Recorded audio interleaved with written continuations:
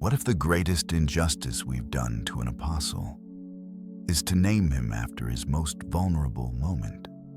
For 2,000 years, he has been branded Doubting Thomas. The name is a dismissal, a cautionary tale. He is the poster child for weak faith, the one who wasn't spiritual enough to simply believe.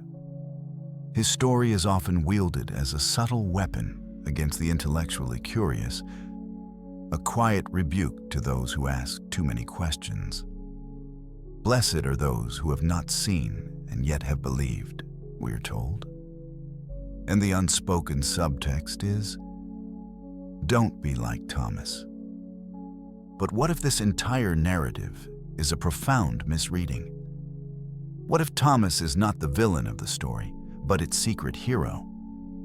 What if his doubt was not a failure of faith, but an act of profound intellectual and spiritual integrity? This is a deconstruction of the myth of Doubting Thomas, and it is an invitation to see him in a new light, as the patron saint of a faith that refuses to be cheap, sentimental, or second-hand, as the patron saint of the honest question. To understand the man, we must first deconstruct the word doubt. In many religious circles, it's treated as a synonym for unbelief, a spiritual sickness to be cured. But this is a deeply unsophisticated understanding. We must draw a sharp distinction between two very different kinds of doubt. There is the doubt of cynicism. This is a closed-off doubt. It is the posture of a person who has already decided the answer is no, and who uses questions not to seek truth, but to protect their own intellectual fortress. It is a doubt that is proud of its own skepticism. But there is another kind of doubt, the doubt of honesty. This is an open-ended doubt. It is the posture of a person who takes the question of truth so seriously that they refuse to accept an easy or premature answer. It is a doubt born not of arrogance, but of humility. It is the doubt that says, "This is too important for me to simply take your word for it. I must know for myself." This second kind of doubt is not the enemy of faith. It is the very engine of a faith that is alive, tested, and real. And this, I will argue, is the doubt of the Apostle Thomas. To prove this, we must do what so few sermons about him ever do. We must look at his character before his famous moment of crisis. The Gospel of John, the only gospel that details this story, gives us two other brief but profound glimpses into the psychology of this man, and neither of them paints a picture of a coward or a cynic. The first is in John chapter 11. Jesus has just announced his intention to return to Judea, where Lazarus has died. The other disciples are terrified. They remind Jesus, "Rabbi, the Jews were just now seeking to stone you, and you are going there again." It is a perfectly logical and self-preservational response. Returning is a suicide mission. And in this moment of collective fear, one voice cuts through the anxiety. It is Thomas. And he says to his fellow disciples, "Let us also go, that we may die with him." Let that sink in. This is not the statement of a man crippled by doubt. This is the statement of a man of breathtaking courage and loyalty. He is a pragmatist, a realist. He assesses the situation, understands the probable outcome is death. And his response is not to run, but to commit to dying alongside the person he loves and follows. He is the brave one, the loyalist, the one who would rather die in the company of a truth he holds dear than live safely with a comfortable compromise. The second glimpse is just a few chapters later, in John 14. It's the Last Supper. Jesus is speaking in his typically beautiful, but often mystical and metaphorical language. He says, "And you know the way to where I am going." There is a moment of, one assumes, polite, confused silence among the disciples. They don't want to appear ignorant. But one man breaks the silence. Again, it is Thomas. And he says with a kind of beautiful bluntness, "Lord, we do not know where you are going. How can we know the way?" This is the voice of the honest intellectual, the man who refuses to nod along to a statement he does not understand. He is the designated questioner, the one who is not afraid to admit his own ignorance in the pursuit of genuine clarity. He is, in a way, the scientist in a room full of poets. He needs the map. He needs the facts. His faith is not an abstract, sentimental feeling. It is a practical journey, and he needs to know the way. So, when we arrive at the famous scene in John chapter 20, we are not looking at a man predisposed to skepticism. We are looking at a man of proven courage, fierce loyalty, and a deep, abiding need for intellectual honesty. The scene is set. Jesus has been crucified.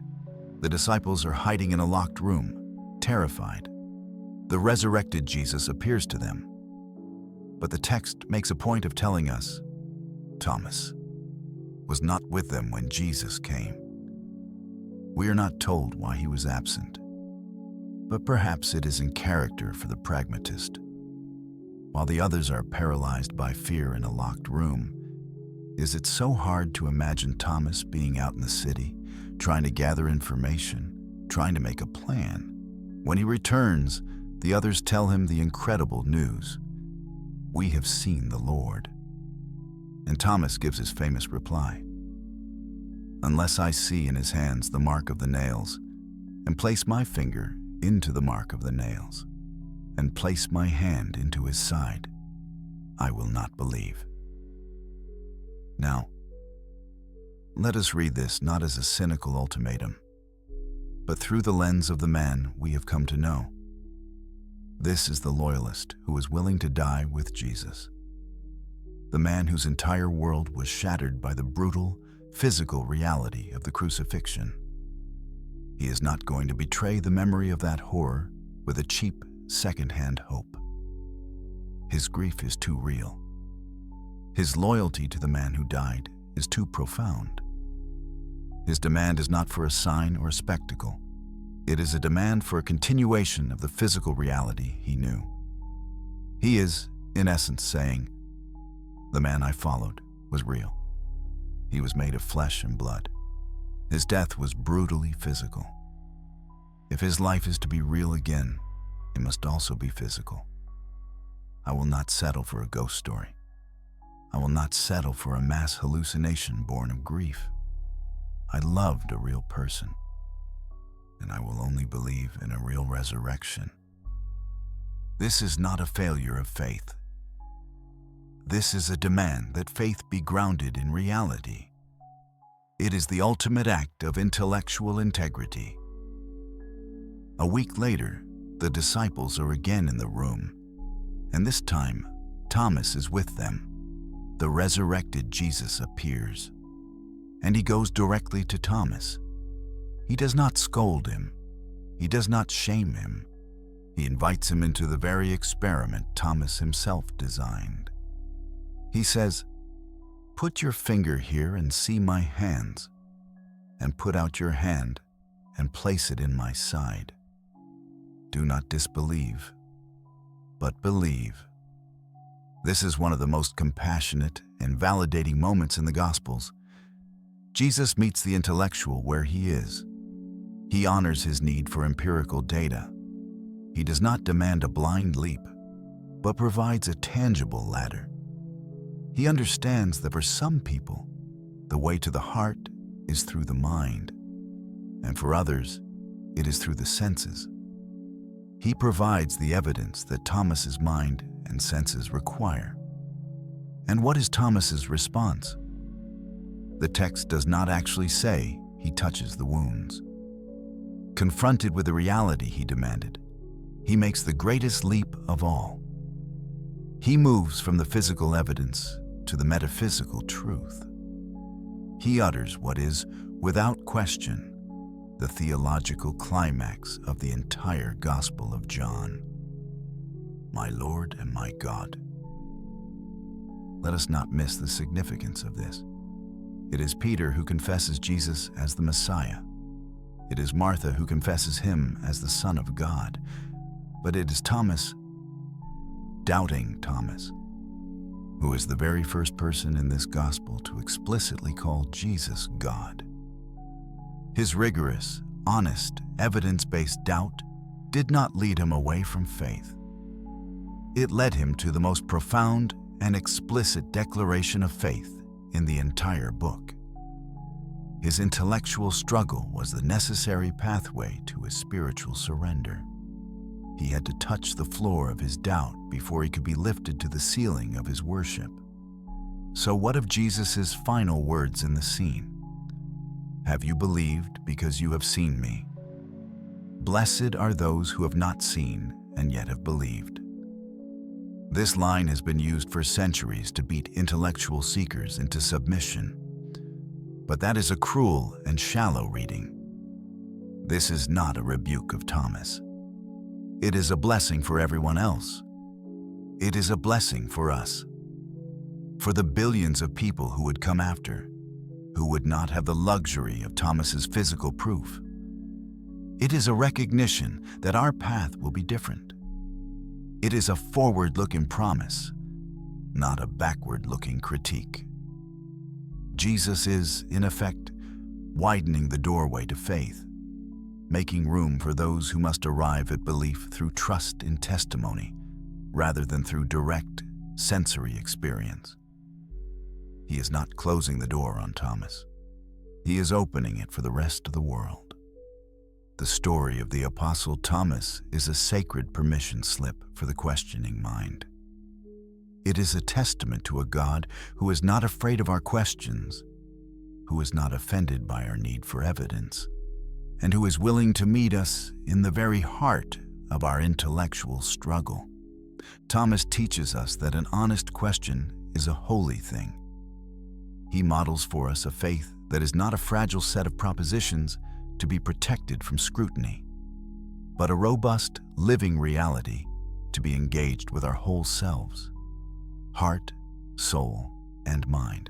If you have ever been made to feel that your intellect is a problem for your faith, if you have been told that your questions are a sign of spiritual weakness, the voice of Thomas across the centuries tells you a different story. He is the patron saint of the evidence-based believer. He is the apostle for the age of information. His journey tells us that it is okay to demand that our faith makes sense. It is okay to refuse to build our life on a foundation of second-hand information. And it is okay to stay in our own locked room of questioning until we have an encounter that is authentically our own. Because, as the story of Thomas so brilliantly demonstrates, the mind that is brave enough to wrestle with the deepest questions is often the heart that is most prepared to recognize the most profound truths. The destination of an honest doubt is not always atheism. More often than not, it is a deeper, more resilient, and more personal worship. It is the worship that can finally and without reservation say, "My Lord and my God."